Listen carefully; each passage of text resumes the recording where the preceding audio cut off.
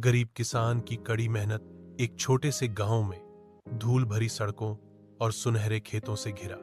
रामू नाम का एक गरीब किसान रहता था।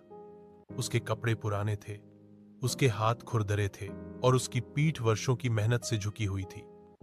फिर भी उसका दिल उम्मीद से भरा हुआ था। हर सुबह सूरज के आकाश को रंगने से पहले रामू अपनी छोटी सी जमीन पर कदम रखता था।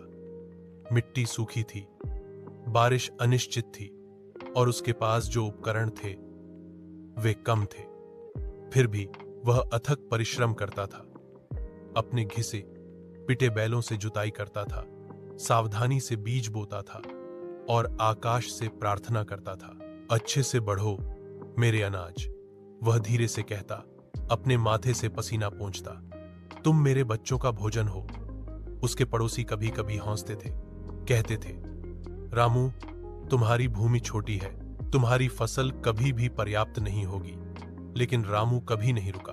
उसे विश्वास था कि सबसे छोटा बीज भी प्यार से देखभाल करने पर जीवन ला सकता है। हफ्ते महीनों में बदल गए।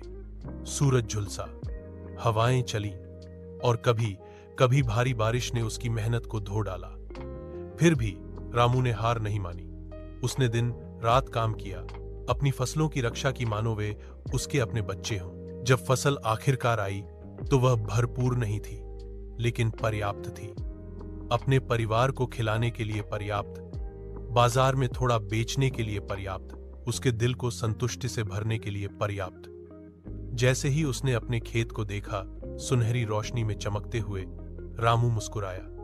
वह धन में गरीब था, लेकिन साहस और आशा से भरपूर था। और उस छोटे से गांव में लोगों ने उनसे सीखना शुरू कर दिया कि सच्ची समृद्धि इस बात में नहीं है कि आपके पास कितना है, बल्कि इस बात में है कि आपके पास कितना प्यार और